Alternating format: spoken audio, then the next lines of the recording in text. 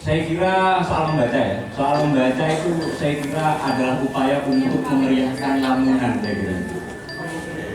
Memeriahkan Lamongan. Karena sekarang banyak yang tidak betah dengan Lamongan itu sendiri sehingga ganggu orang lain. Dan saya kira imbasnya macam-macam ya, imbasnya ke kriminalitas, gitu, pelecehan seksual, karena Lamongannya tidak meriah. Dan saya kira buku ketika dibaca itu memberikan suplai paling banyak untuk memeriahkan Lamongan. Entah dari cerpen, entah dari puisi, entah dari novel, entah dari buku macam-macam. Karena kalau kita baca buku, kita disuplai banyak cerita, gambaran-gambaran, membandingkan dengan diri kita sendiri, membandingkan dengan kehidupan yang lain, sehingga Lamongan itu menjadi meriah dan beragam. Akhirnya saya berpikir setelah membaca banyak barangkali dan masih kecanduan baca, jujur saja saya kecanduan baca gara-gara Iwan Fals. Terima kasih banyak sebesar-besarnya kepada Jak Fest, jadi Print Fest. Pertama terima kasih untuk karena telah mempertemukan dengan teman-teman sekalian, orang-orang luar biasa, pelaku, barangkali pelaku kemeriahan, barangkali gitu ya, pelaku kemeriahan. Dan teman-teman sekalian, di sini saya akan mempertunjukkan sebuah puisi yang saya buat. Ini saya buat karena diminta oleh Mas Rifki. Saya iakan karena saya banyak hutang jasa kepada Mas Rifki Januar. Sebetulnya saya tidak betul-betul merasa tidak berkepantasan untuk membawakan puisi di hadapan saudara-saudara sekalian. Tapi tidak apa-apa. Dan karena saya bukan lanjut. Iya. Ada sih cuma beberapa. Tapi kayak tahun depan kayaknya. boleh saya minta semuanya jeda dulu.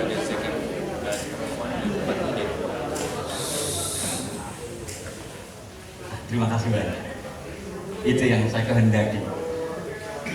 Saya teruskan kemeriahan yang di dalam kepala saya. Puisi yang berjudul Muhammad. Muhammad ialah barangkali saja nama yang telah asing yang jauh demikian jauh nun di sana. Muhammad ialah mungkin nama yang telah sukar digapai maknanya, diraih dunianya.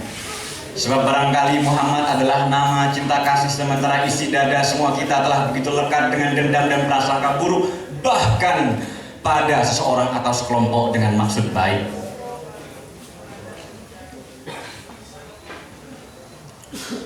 Muhammad adalah suasana tersendiri, dunia isolir yang barangkali tak akan pernah kita berkehendak melalui jalan menujunya. Sebab barangkali semua kita telah menemukan obat mujarab untuk dapat tetap riang lagi meriah di dalam kubang penderitaan. Sebab barangkali semua kita telah terlampau asing terhadap nuansa Muhammad. Muhammad adalah ia yang kalau saja hidup sezaman dan selingkungan dengan kita akan turut hadir dan serta mengandung segenap perasaan getir yang menghujam saban malam. Kala dunia dikepung kabut dan embun di mana ia duduk menyebelah dan bertanya, saudaraku, apalah kiranya yang dapat saya sertai?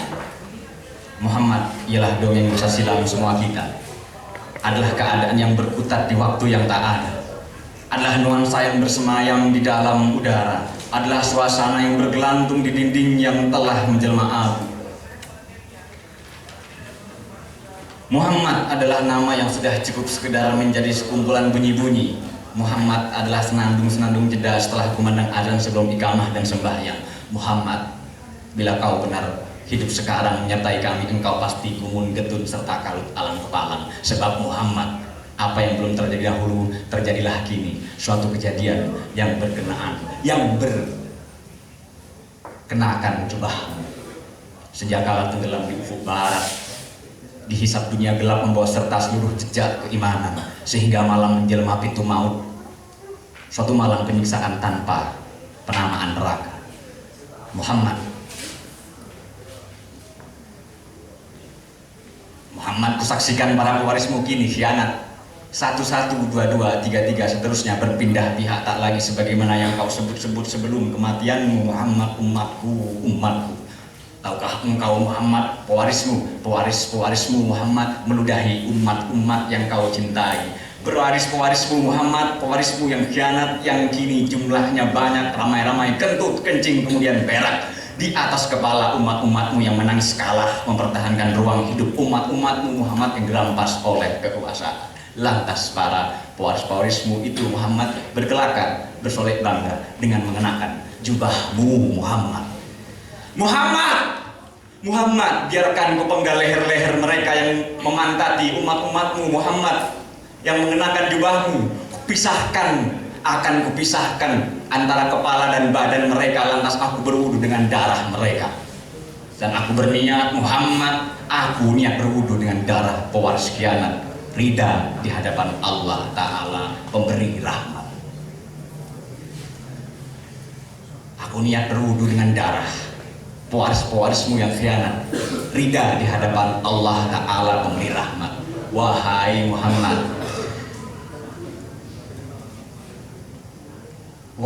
Muhammad, gerangan apa yang akan engkau lakukan kepada pewaris-pewarismu yang khianat? Gerangan apa yang akan kau lakukan terhadap pewaris-pewarismu yang khianat, yang menghinakan umat-umat yang kau selalu sebut-sebut dalam rintihan pedih sejengkal sebelum kematianmu? Muhammad, tahukah engkau Muhammad, peradaban kini telah begitu maju dan berkembang.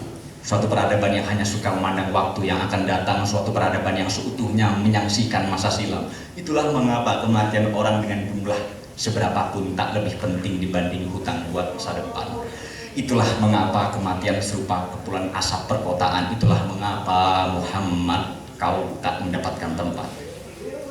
Adapun masa silam yang terpakai adalah masa silam yang relevan Muhammad, adalah masa silam yang disebut vintage. Suatu masa silam yang keren, modis dan penuh gaya. Dan Muhammad, kini namamu, suasana di dalam namamu, keadaan serta nuansa dalam namamu Muhammad sudah tak lagi masuk hitungan-hitungan vintage. Sebab pengertian vintage itu pertama keren, modis, memiliki karakter tertentu, elegan tapi tetap terasa kesederhanaan khasnya, memancarkan kewajaran agar tampak terjangkau satu sisi namun tetap terpendar suatu pengalaman yang persis dan kesan khusus, suatu nilai kedalaman intelek agak arkaik tapi langka sehingga mendorong pencarian manusia, dan yang paling utama menegaskan kesahajaan personal. Itulah vintage Muhammad, dan namamu tak lagi vintage. Dan sayang, sungguh sayang Muhammad, para pewaris-pewarismu lah yang khianat itu menanggalkan seluruh nuansa vintage-mu itu menjadi Muhammad yang sekedar menjadi penyumpal mulut-mulut rintih serat umat-umatmu yang kalah. Itulah mengapa kini kau tak lagi mendapatkan tempat Muhammad. Itulah mengapa sekarang kau tak dapat bersaing bahkan dengan influencer persenggamaan. Kalau menurut gue sih gak apa-apa kita ngewe, asal sama-sama mau dan bertanggung jawab. Itulah Muhammad, kau kalah bersaing dengan influencer persenggamaan. Begini Muhammad, ulangi sekali lagi, kalau menurut gue sih gak apa-apa kita ngewe, asal sama-sama mau bertanggung jawab, dan kau kalah tempat dengan mereka. Muhammad, namamu tentu saja masih disebut dalam tahiyat di dalam salat, masih juga rutin mendengung dalam kumandang azan dan salawat, namun kini tak lebih terasa seperti kumpulan bunyi-bunyi sumbang yang saling berlomba dan bertubrukan sana sini semacam dengung namamu, tapi kehilangan nuansa kemanusiaan, semacam kumpulan bunyi namun tanpa lagi ada jalan keselamatan manusia. Muhammad, salah siapalah bila umat-umatmu kini termasuk saya jengah mendengar bunyi-bunyi yang sumbang itu. Sekian bulan ini jutaan ribu umatmu mati tak wajar di bait sucimu, mati terhempas di sudut kecil negeri ini. Palestina sana, Rempang, di Wadas, teman-teman sekalian, di Panti banyak sekali terhempas oleh penguasa, hancur terpisah raga-raga itu, hangus bergeletakan, teriak serak kehilangan. Dan manusia sekarang Muhammad sudah tak lagi memiliki cukup air mata untuk menangis. Dan manusia sekarang Muhammad sudah tak lagi memiliki cukup air mata untuk menangis. Bahkan sudah tak cukup waktu untuk menyayangkan keadaan.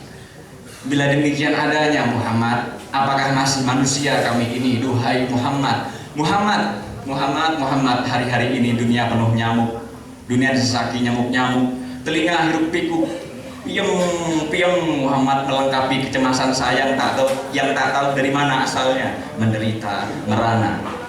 Dan menderita merana karena nyamuk-nyamuk ini, Muhammad sudah dirasa cukup untuk membandingkan penderitaan manusia-manusia mati dan setengah mati di belahan negeri lain.